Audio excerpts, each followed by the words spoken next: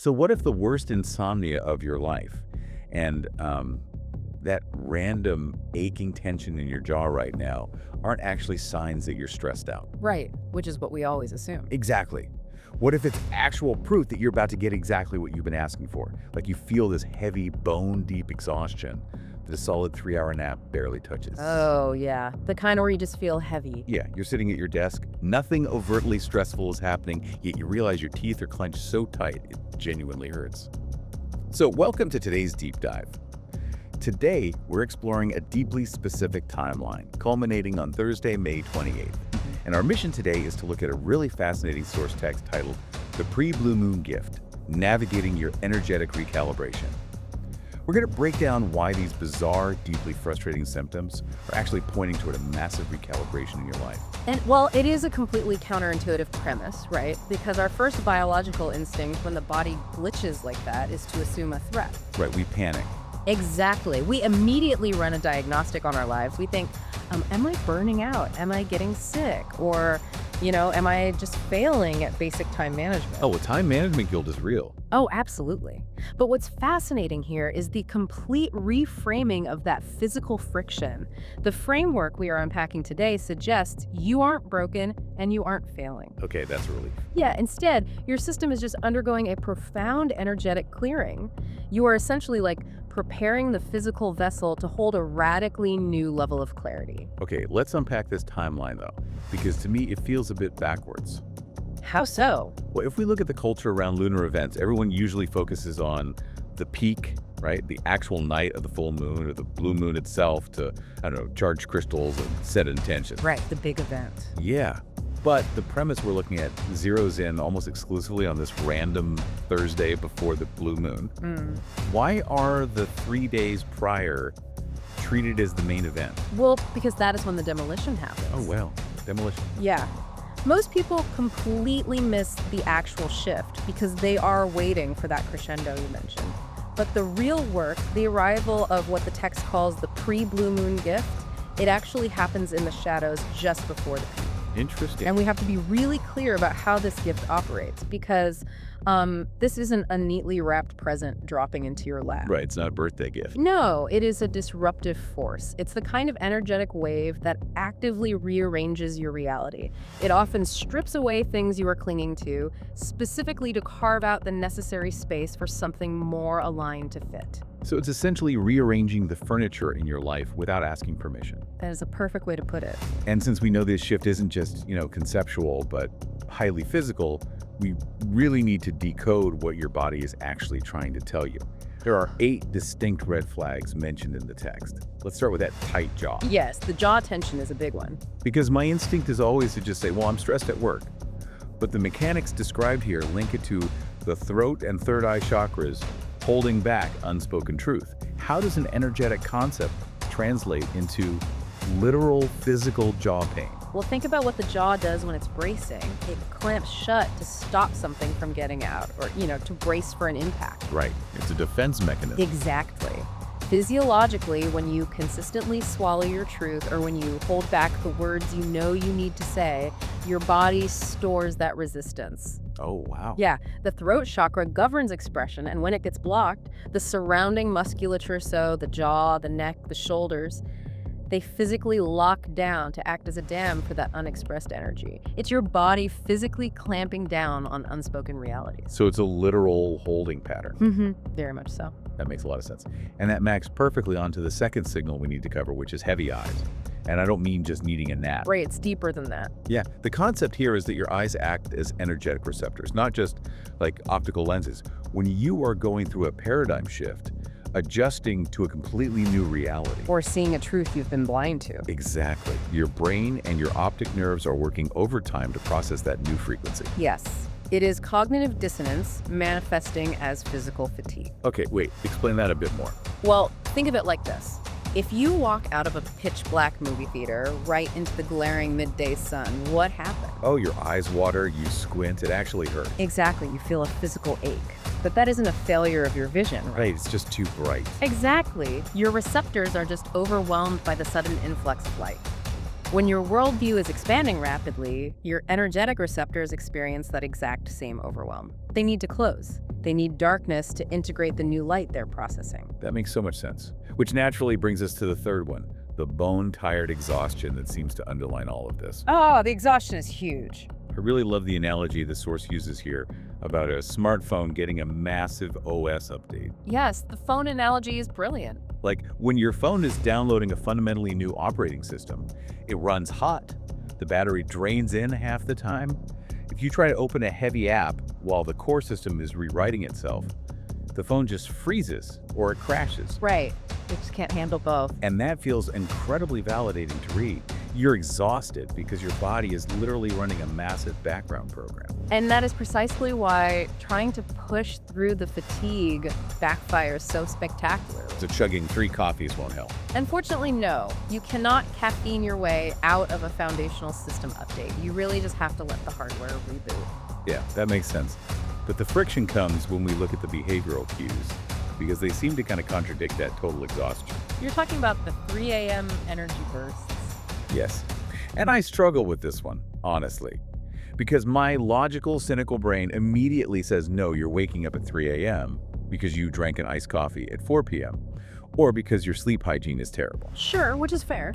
Right. So how do we differentiate between a bad habit and this idea of syncing to a lunar rhythm? Well, it is a fair pushback. Obviously, physiology plays a role.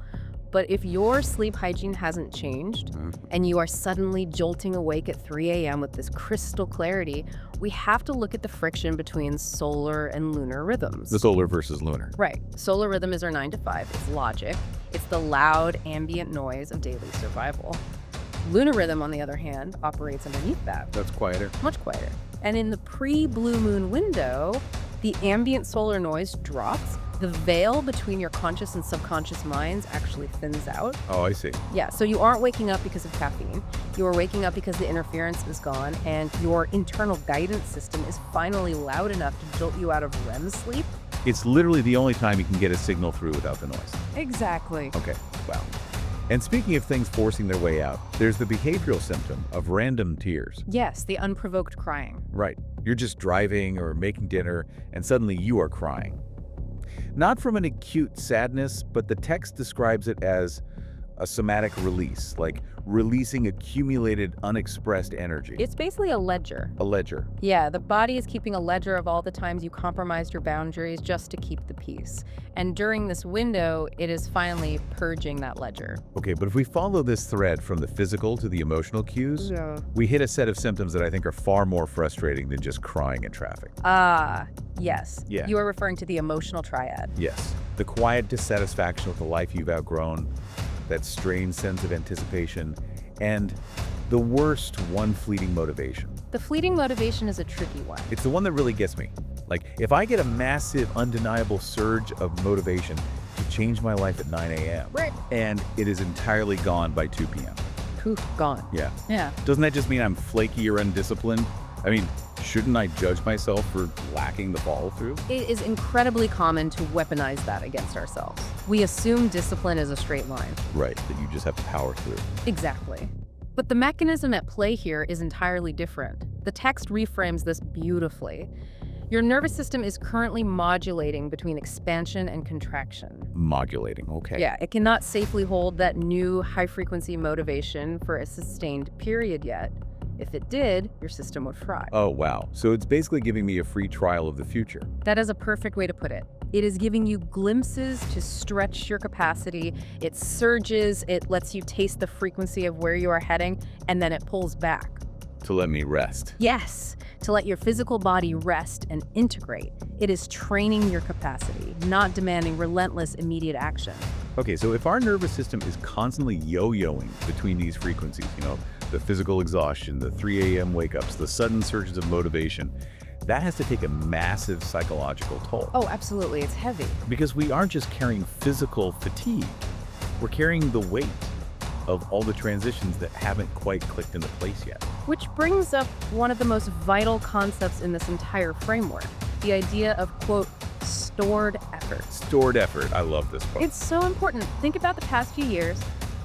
Think about all the times you tried to force a relationship into working, or the healing you aggressively pursued. Or the closed doors you practically battered yourself against trying to open. Exactly. When those things didn't work out, the immediate psychological response is usually, well, I wasted all that time, I failed. Yeah, it's the classic feeling of pouring water into a bucket with a hole in the bottom. It just feels like a complete drain of your life force. Right. But the perspective shift here fundamentally rejects that idea. Energy cannot be destroyed, right? It only changes form. So all of that seemingly wasted effort didn't just vanish. It internalized. It went into your bones as stored power. Wow. Into your bones. Yes. You've been quietly accumulating kinetic energy, waiting for the right mechanism to trigger it. And Thursday, May 28th, represents the release valve. The release valve. It is the moment to stop actively winding the gear and just let the accumulated power take over. It sounds exactly like a kinetic watch. Yeah, Like all those years you spent waving your arms around, feeling frantic, trying to force outcomes and feeling like you were getting nowhere, you were actually winding the mainspring. Yes, precisely. And now the watch is fully wound and you just need to let it tick on its own. That's a great analogy. There was a comment highlighted in our sources that captured this sort of limbo state perfectly. Someone wrote, quote, "I realize I'm not disconnected, I'm just done with the old. And I don't know what the new looks like yet." It captures the absolute terror and honesty of the transition phase. You have let go of the previous identity, but the new one hasn't solidified. Yeah. But there is a metaphor often used here about swimming. Like you've let go of the shore, you can't see the other side, and you were just treading water in a deep fog. My immediate reaction to that is, isn't the fog dangerous? Like, if you are in the ocean and lose your orientation, you panic.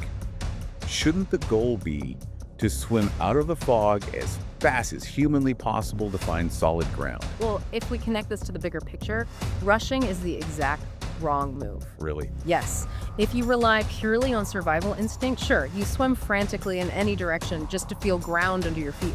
But rushing is the exact mechanism that aborts the recalibration. Oh, because you're forcing it again. Exactly. In this context, the fog is not a threat, it is the incubator. It's the sacred in-between space. The incubator, okay. Think of a seed planted in the soil. It is pitch black, it is heavy, the seed has no idea which way is up. But that darkness is the exact environment required for germination. If you dig the seed up because you are anxious and need solid proof that it is growing, well, you kill it. You aren't lost in a dangerous place. You are simply in the dark, germinating between versions of yourself. You have to tolerate the dark to let the seed split open. I love that so much. It's powerful, isn't it? It really is. So, okay, we've decoded the bizarre physical symptoms, and we understand the psychological requirement to stop frantically swimming, but we need a practical bridge here. Right. What do we actually do? Exactly. How does a person actually conduct themselves over these next few days as Thursday approaches? Because the text provides a very specific playbook with 4 directives. Yes, the 4 directives. Let's break them down. Directive 1 is to honor the small pause. The small pause. Yes, we all possess this microcalibration system. It's that split-second intuition that quietly says, wait, or not right now, or don't send that email yet. But we usually ignore it. Functionally, we almost always override it. We override it to be polite, to be efficient, or just to keep the peace. Yeah. The directive here is to stop overriding the pause. Yeah, that hesitation is your nervous system picking up on variables your conscious mind hasn't processed yet. You have to trust that the pause is protecting a boundary you can't quite see. That leads right into directive 2, which is to let small things end naturally. Like, stop feeding habits or friendships that completely drain you. Right. But let me challenge the execution of this. When we say let things end naturally, does that mean having a dramatic confrontation? Am I supposed to spend the next 3 days having closure conversations and actively burning bridges? Not at all. And that is a really crucial distinction. Okay, good. A dramatic confrontation still requires a massive output of your energy. The concept here is about adopting what they call non-stick energy. Non-stick energy, like Teflon for your emotional boundaries. Precisely like Teflon. If you actively fight a bad habit or a draining relationship, you have to grab onto it. You create friction. Right, you're engaging with it. Exactly. Non-stick energy means you just let your surface become smooth. You don't have to play the bad guy or announce your departure. You simply stop providing the friction required to keep the dynamic alive. So if a text thread feels heavy, take longer to reply. Yes. If a habit demands willpower you don't have, just stop feeding it.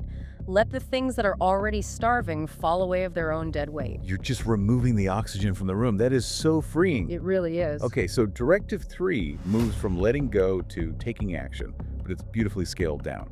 Act on one simple idea. Just one. Yeah, not a 10-year plan. Text someone you thought of, declutter one single drawer, take a walk without a podcast playing. Why are these micro actions so critical right now? Because micro actions bypass the nervous system's threat detection. Oh, that makes sense. If you try to overhaul your whole life today, your brain panics and shuts you down entirely. But organizing one shelf, that is safe. Very safe. And more importantly, the pre-blue moon gift navigates through these tiny aligned impulses. Taking a small action builds a microdose of trust with your intuition. And trust is the actual currency of this entire transition. Wow, trust is the currency, which flows perfectly into the fourth and final directive. Flip the script, stop constantly asking, what if this doesn't work? And force yourself to ask, what if it does? Yes. But wait, this isn't just toxic positivity, right? Yeah. The text says this is actually working against our evolutionary biology. Absolutely. It's not just fluffy positivity. The human brain is an ancient piece of survival hardware. Right. Its primary job is threat detection. It is explicitly designed to vividly imagine how things will fail so that you can avoid getting eaten. Right, so we survive. But you aren't running from predators right now. By deliberately interrupting that catastrophic loop and imagining the best case scenario, you are manually overriding your default mode network. You're hacking your own brain. You are actively training your nervous system to tolerate the vulnerability of possibility. Because possibility requires letting your guard down. Exactly. Okay, so we've walked through the physical glitches, the kinetic watch of our stored effort, and the 4 steps of this Teflon playbook. We have. If a listener actually applies this, what is the somatic payoff? Like, what actually happens in the body on Thursday, May 28th? Well, the markers of success here are entirely physical. If you stop overriding your intuition, you will notice your shoulders physically drop down your back. Just a physical release. Yes. Your subconscious is finally allowed to stop bracing for an impact that isn't coming. As you utilize that non-stick energy and let things end naturally, the heaviness in your chest dissipates. The energy you are wasting on life support gets redirected. Redirected into what? Into a quiet, steady spark of momentum. And if you successfully flip the script and stop treating the future like an impending disaster, your stomach unclenches. That deep, visceral knot of anxiety releases. That unclenched stomach is the physical proof that your nervous system has finally shifted out of the exhausting posture of forcing and into the posture of receiving. the posture of receiving. Yeah. I love that. And to lock that posture in, the source shares a very grounded, specific ritual prescribed for Thursday. Yes, the Thursday ritual. The instruction is to wake up and deliberately drag your feet a little. Move slowly. Pay attention to the strange synchronicities. You know, the repeating numbers on a receipt or the perfectly timed song on the radio. The little breadcrumbs. Right, and say yes to something that makes you feel genuinely alive. And then, at the very end of the day, there's a specific spoken declaration. And the physical environment for this is really important. Okay, set the scene. You are instructed to sit in the dark right before sleep. No screens, no ambient noise. You place your hand on your chest to ground the physical body, and you speak a very specific script out loud to the room. Okay, here is the exact script you are meant to say out loud. Oh. I am ready to receive what I could not hold before. I am ready to trust what I cannot yet see. I'm ready to stop fighting and start allowing.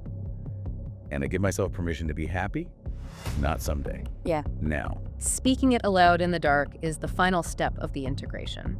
It is the ultimate reminder that you are not behind schedule. We all feel behind schedule sometimes. Oh, the illusion is always that everyone else is moving forward while you are stuck.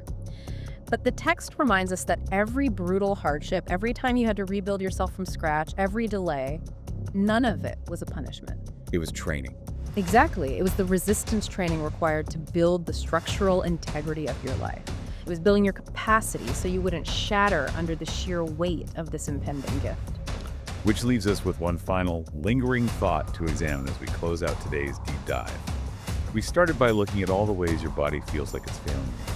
The crushing exhaustion, the locked jaw, the jolting awake at 3 a.m. Right. But if every single one of those glitches and every grueling hardship from your past was simply the intense resistance training required to build your capacity for this exact moment, well, What does that imply about the sheer staggering magnitude of the quote-unquote gift you were about to receive? If the old version of you would have literally broken under its weight, who is the entirely new person you will have to become tomorrow just to hold it?